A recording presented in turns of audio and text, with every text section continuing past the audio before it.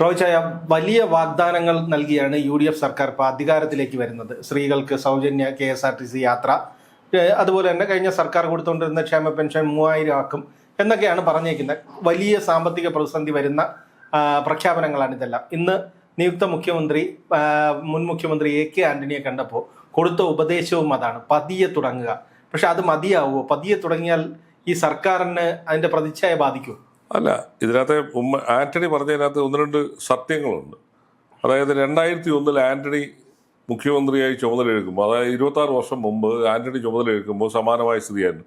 കാലിയായ ഖജനാവും കോടികളുടെ കുടിശ്ശികയും ഒക്കെ കിടന്ന ഒരു അവസരത്തിലാണ് അന്ന് ആന്റണി ഭരണം തുടങ്ങി. അന്ന് ആന്റണി പറഞ്ഞുകൊണ്ട് മുണ്ട് മുറുക്കി കൊടുത്താലേ മുന്നോട്ട് നീങ്ങാൻ പറ്റുള്ളൂ. അന്ന് അത് അങ്ങനെ ജീവനക്കാരുടെ ചില ആനുകൂല്യങ്ങൾ തൽക്കാലത്തേക്ക് മരവിപ്പിക്കുകയും വലിയ പ്രതിഷേധങ്ങളൊക്കെ ഉണ്ടായി. പക്ഷെ പിന്നീട് അത് കൊടുക്കുക. ഇപ്പൊ തന്നെ നമ്മൾ 4 ലക്ഷം കോടി രൂപയാണ് കേരളത്തിന്റെ പൊതു കടമെന്ന് പറയുന്നത്. അതുപോലെ തന്നെ കിഫ്ബി ഇല്ലാതെ, അതേപോലെ തന്നെ കോൺട്രാക്ടർമാർക്ക് കോടികളുടെ ബാധ്യത, ആരോഗ്യവകുപ്പിൽ മരുന്ന് വരുന്നവർക്ക് കോടികളുടെ ബാധ്യത, അങ്ങനെ നിരവധി മേഖലകളിൽ കോടികൾ പണം കൊടുക്കാൻ കിടക്കുകയാണ്. അപ്പോൾ അതൊരു വശത്ത് നിൽക്കുകയാണ്.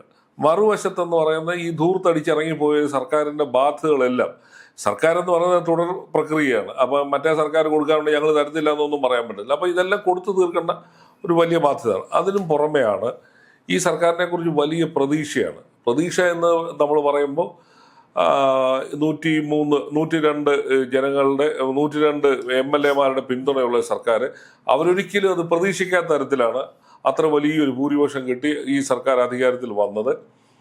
അപ്പോൾ ഈ സമീപകാലത്തൊന്നും കേരളത്തിൽ ഏറ്റവും കൂടുതൽ ഭൂരിപക്ഷം കിട്ടിയത് 1977 അന്ന് 111 പേരുടെ ഭൂരിപക്ഷം കിട്ടി.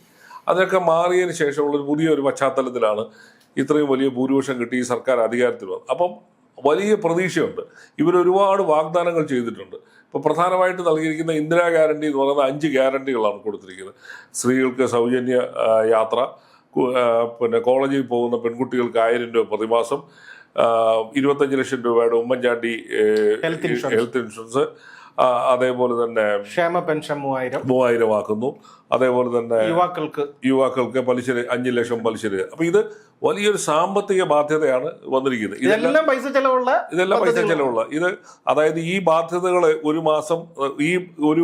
ഒരു മാസം ഈ ഗ്യാരണ്ടികൾ നടപ്പാക്കാൻ ഏതാണ്ട് ധനകാര്യ വിദഗ്ധർ പറയുന്നത് 10,000 മുതൽ 12,000 കോടി രൂപ വരെ ഒരു മാസം വേണ്ടി വരും. അപ്പോൾ ഡയറക്റ്റ് ജനങ്ങളിലേക്ക് എത്തുന്ന പദ്ധതികളാണ്. അപ്പോൾ അതിനും പുറമെയാണ് നിരന്തരം നടന്നുകൊണ്ടിരിക്കുന്ന സർക്കാർ ഉദ്യോഗസ്ഥന്മാരുടെ ശമ്പളം, പെൻഷൻ, നിരവധി പെൻഷനുകൾ, ഇതെല്ലാം വലിയൊരു സാമ്പത്തിക സ്ഥിതിയിലാണ്. ഇപ്പം നാളെ ഇതെല്ലാം ഇന്ദിരാ ഗ്യാരണ്ടി നാളെ പോലെ നടപ്പാക്കാനൊന്നും പറ്റുന്നതല്ല. സാമ്പത്തിക സ്ഥിതി പരിശോധിച്ച് ഘട്ടം ഘട്ടമായിട്ട് ഇതൊക്കെ നടപ്പാക്കുകയുള്ളൂ. അത് ഉറപ്പാണ്. കാരണം ചാടിക്കയറി ഇതൊക്കെ നടപ്പാക്കിയ നമ്മുടെ സർക്കാർ താഴെ പോകും. അപ്പോൾ അത് 5 വർഷത്തെ ഗ്യാരണ്ടി, 5 വർഷത്തെ ഇടവേളയ്ക്കുള്ളിൽ നടപ്പാക്കുക എന്നുള്ളതാണ്. അത് എത്രയും അതിൻ്റെ പ്രയോറിറ്റി തീരുമാനിച്ച് നടപ്പാക്കിക്കൊണ്ടിരിക്കുക എന്നുള്ളതാണ്. പക്ഷേ ഇതിനകത്ത് ഒരു കാര്യം നമ്മൾ മനസ്സിലാക്കേണ്ടത്, വരുമാനം കുറയുകയും ചെലവ് കൂടുകയും ചെയ്യുന്ന ഒരു കാലഘട്ടത്തിലാണ് നമ്മൾ ചെയ്യുന്നത്. പ്രത്യേകിച്ച് ഇപ്പം ഈ യുദ്ധം നിൽക്കുന്നിടത്ത് സാമ്പത്തികമായി ഓരോ രാജ്യവും ഞെരുകിക്കൊണ്ട്, ഇപ്പം നമ്മുടെ രൂപയുടെ മൂല്യം തന്നെ തകർന്നടിച്ച് പാളീസായിട്ടിരിക്കുകയാണ്.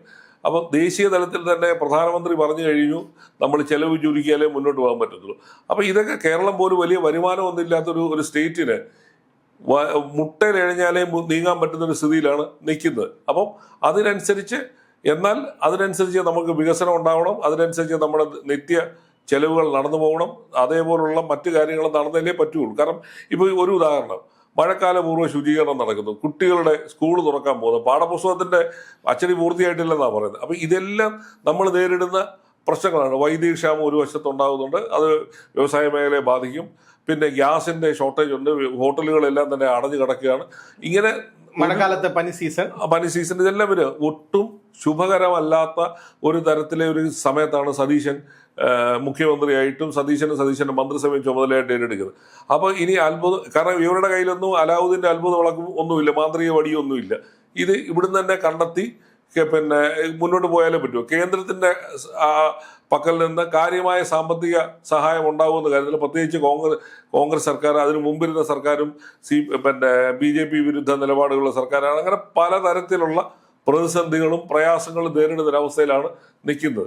പിന്നെ ഈ നികുതി പിരിവ് കറക്റ്റായിട്ട് നടക്കുന്നില്ല എന്നാണ് പ്രതിപക്ഷം, അതായത് സതീശൻ ഉൾപ്പെടെയുള്ളവർ ആരോപിച്ചിരുന്നത്. അപ്പം നികുതി വരുമാനം കൂട്ടാനുള്ള പദ്ധതികൾ ആലോചിക്കണം. അപ്പം ഇങ്ങനെ എളുപ്പമല്ല കാര്യങ്ങൾ. കല്ലും മുള്ളും നിറഞ്ഞ ഒരു അവസ്ഥയിലാണ് ഈ സർക്കാരിന് മുന്നോട്ട് പോകാം. ഒരു പക്ഷെങ്കിൽ വലിയ തോതിലുള്ള സാമ്പത്തിക പ്രതിസന്ധി നേരിട്ടുകൊണ്ടേ മുന്നോട്ട് പോകാൻ പറ്റുള്ളൂ. നിത്യ ചെലവിന് തന്നെ പണം ഉണ്ടോ ഇല്ലയോ എന്നുള്ളതിന് കയറുമ്പോൾ 4000 കോടി മിച്ചമുണ്ടെന്നൊക്കെയാണ് ധനകാര്യമന്ത്രി പറയുന്നത്. 4000 കോടി കൊണ്ട് കേരളത്തിലെ ഒരു ദിവസത്തെ അല്ലെങ്കിൽ ഒരു മാസത്തെ കാര്യത്തിന് പോലും തികയാത്ത. കാരണം നമ്മുടെ സർക്കാർ ഉദ്യോഗസ്ഥന്മാരുടെ ശമ്പളവും പെൻഷനുമാണ് നമ്മൾ നേരിടുന്ന ഏറ്റവും വലിയ അതിന് പണം കണ്ടെത്തുക എന്നുള്ളതാണ് എല്ലാ മാസത്തെ ഒരു പ്രധാന തലവേദന എന്ന് പറയുന്നത്. അപ്പം അങ്ങനെ പതുക്കെ നീങ്ങാൻ പറ്റുള്ളൂ. അപ്പം പെട്ടെന്ന് അത്ഭുതങ്ങളൊന്നും ഈ സർക്കാരിനത് പ്രതീക്ഷിക്കാൻ കഴിയുന്ന സ്ഥിതിയല്ല. ആദ്യത്തെ ഒരു വർഷത്തേക്ക് കാര്യമായ പ്രതീക്ഷകൾ നമുക്ക് പുലർത്താൻ പറ്റാത്ത സ്ഥിതിയിലേക്കാണ്. സത്യം അതാണ്.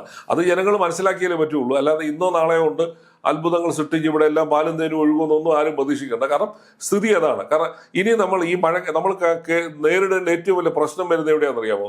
ആരോഗ്യരംഗത്ത് ആൾക്കാർക്ക് അസുഖം വരും, മഴക്കാലം വരികയാണ്, പനി വരും, മറ്റ് മാറാവ്യാധികൾ വരും, അല്ലെങ്കിൽ പകർച്ചവ്യാധികൾ വരും.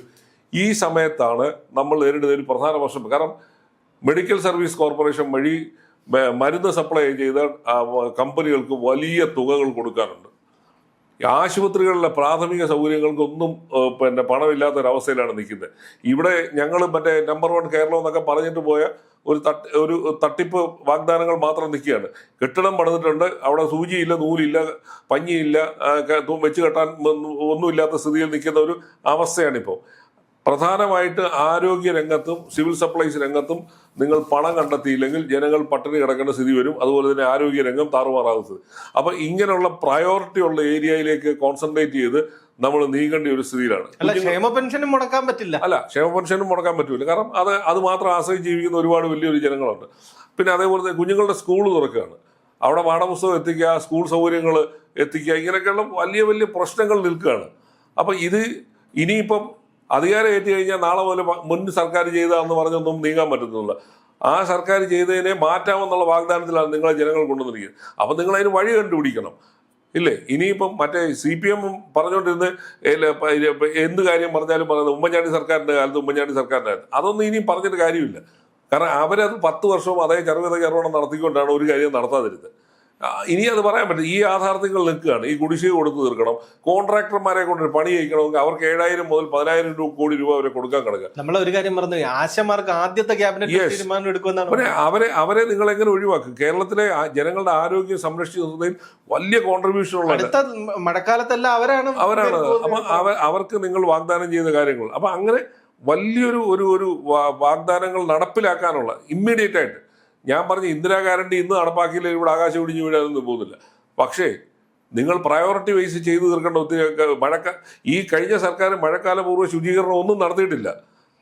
ഏതാണ്ട് ഒരു പഞ്ചായത്ത് ഇലക്ഷൻ കഴിഞ്ഞ ശേഷം കേരളത്തിൽ ഭരണമേ ഇല്ല. തെക്ക് വടക്ക് കണക്കാണ് ഇവിടുത്തെ മന്ത്രിമാർ ഒരു കാര്യവും ചെയ്തിട്ടുമില്ല. അപ്പം ഇങ്ങനെ വലിയ ഭാരിച്ച ഉത്തരവാദിത്തങ്ങളും ഭാരിച്ച തോതിലുള്ള സാമ്പത്തിക ബുദ്ധിമുട്ടും നേരിടുന്ന ഒരു സർക്കാരാണ്. അതൊന്നും സാധാരണ ജനങ്ങളോട് നിങ്ങൾക്ക് പറഞ്ഞ് തടി തപ്പാൻ പറ്റത്തില്ല. നിങ്ങൾ അതിനുള്ള വഴി കണ്ടുപിടിക്കുക. ജനങ്ങളുടെ മിനിമം ആവശ്യങ്ങൾ നടപ്പാക്കാനുള്ള പദ്ധതികൾ ആവിഷ്കരിച്ചേ പറ്റും. കാരണം ഒന്നുകിൽ നിങ്ങൾ കയറുമ്പോഴേ ജനങ്ങളുടെ അടുത്ത് ചില വസ്തുതകൾ സത്യമായിട്ട് പറയേണ്ടിയിരിക്കും. എന്താണ് കേരളത്തിൻ്റെ സാമ്പത്തിക സ്ഥിതി, അത് സംബന്ധിച്ച് ഒരു ധവളപത്രം നിങ്ങൾ പുറത്തിറക്കിയാലേ പറ്റുള്ളൂ. അല്ലെങ്കിൽ ജനങ്ങൾ നിങ്ങളെ പെസ്റ്റർ ചെയ്യും. എവിടെയാണ് നിങ്ങൾ പണം കൊടുക്കാനുള്ളത്, ആർക്കൊക്കെയാണ് പണം കിട്ടാനുള്ളത്, ആർക്കൊക്കെയാണ് ഞങ്ങൾ കൊടുക്കാനുള്ളത്. ഇല്ലേ? സമൂഹത്തിലെ ഏറ്റവും പാവപ്പെട്ടവർക്ക് കൊടുക്കേണ്ട കാര്യങ്ങൾ നിങ്ങൾക്ക് വെട്ടിക്കുറച്ച് പണക്കാരന് കൂടുതൽ നികുതി ഇളവ് കൊടുക്കുക എന്നുള്ളതല്ല. നിങ്ങൾ ചെയ്യാനുള്ള ഇത്തരം കാര്യങ്ങളിനകത്തൊരു വ്യക്തത വരുത്തേണ്ടിയിരിക്കുന്നു. എവിടെയൊക്കെയാണ് നിങ്ങൾ നേരിടാൻ പോകുന്ന സാമ്പത്തിക പ്രതിസന്ധി. അടുത്ത 1 മാസത്തിനുള്ളിൽ ഇത് ജനങ്ങളോട് തുറന്നു പറഞ്ഞാലേ പറ്റുള്ളൂ. അപ്പം അതിനുള്ള സംവിധാനമാണ് സതീശൻ്റെ സർക്കാർ ഉണ്ടാക്കേണ്ടത്. ഈ ധനസ്ഥിതി സംബന്ധിച്ച് ഒരു കൃത്യമായ ഒരു നിലപാടുണ്ടാവണം. ധനസ്ഥിതിയെക്കുറിച്ച് ജനങ്ങളെ ബോധ്യപ്പെടുത്തണം. അതിനൊക്കെ കഴിഞ്ഞാൽ മാത്രമേ ഭരണം മുന്നോട്ട് പോകുള്ളൂ. ഇന്ദിരാ ഗ്യാരണ്ടി നടപ്പാക്കേണ്ടതല്ല. ഇന്ദിരാ ഗ്യാരണ്ടി സമയമെടുത്ത് ഒരു 6 മാസം കഴിഞ്ഞ് നടപ്പാക്കിയാലും ഇവിടെ ആകാശം ഇടിഞ്ഞൊന്നും വീഴാൻ പോകും. അല്ലെങ്കിൽ 1 കൊല്ലം കഴിഞ്ഞ് നടപ്പാക്കിയാലും പ്രശ്നമില്ല. കാരണം അത് 5 വർഷത്തേക്കുള്ള സാമ്പത്തിക ബാധ്യത വരുന്നത്. അതിനനുസരിച്ച് വേണം അത് മുന്നോട്ട് നീങ്ങാൻ. അല്ലെങ്കിൽ നാളെ കയറുമ്പോൾ തന്നെ KSRTCക്കകത്തേക്ക് സൗജന്യ യാത്ര കൊടുത്തും നാളെ മുതൽ തന്നെ ഈ പണം വാരി കൊടുക്കുന്ന സ്ഥിതിയിലേക്കല്ല കാര്യങ്ങൾ കൊണ്ടുപോകുന്നത്.